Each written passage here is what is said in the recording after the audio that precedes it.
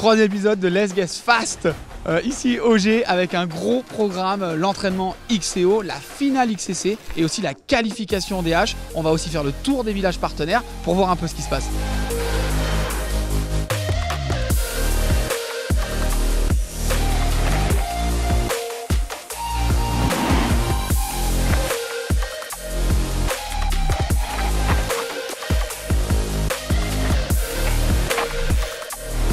Bon, on est avec Stéphane Tempier, tu viens voir un peu sur le bord de la piste tous les changements qui ont été apportés un peu?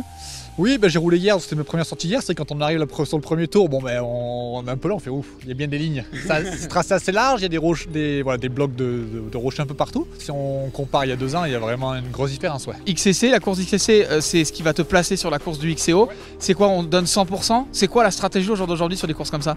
Ouais, de toute façon ça dure 20 minutes donc il n'y a pas le choix. Ça part à bloc, le cross-country déjà ça part à bloc, alors le XCC c'est encore pire. À 150%. Et voilà. Donc rendez-vous ce soir sur la finale. Ouais, exact, ce soir. On est sur une partie très technique avec beaucoup de choix de lignes. On a des lignes inter-exter, voilà, juste devant moi. Et on en a aussi à l'entrée, hein. On voit bien qu'il y a presque 3 lignes différentes pour presque faire une ligne droite et gagner du temps sur la course. On arrive juste chez Shimano, on peut effectivement essayer les vélos de 9h à 17h pendant les 3 jours de l'événement et notamment ce nouveau moteur électrique.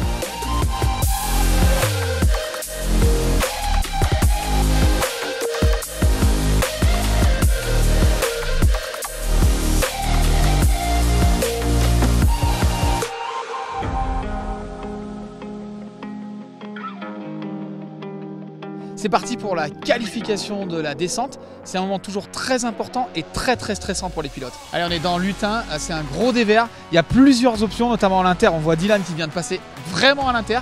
Mais il y a aussi l'exter en arrivant plus fort. Le choix est compliqué. Pour le moment, on est 50-50 au niveau des riders. Il faut encourager Benoît.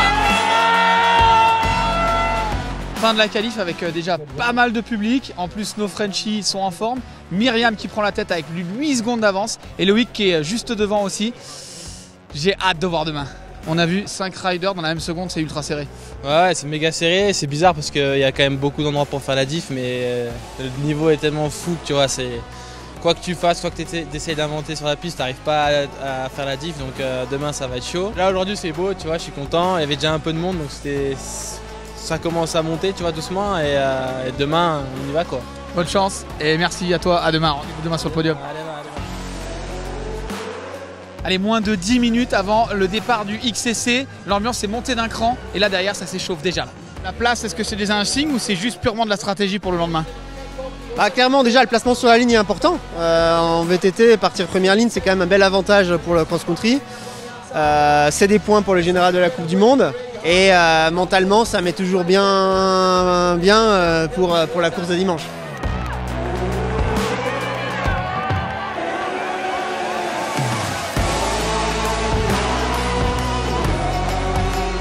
Fin de cette journée super intense. On va se retrouver pour la finale de la descente. Au vu de la qualification, ça va être très serré et on compte sur vous pour l'ambiance.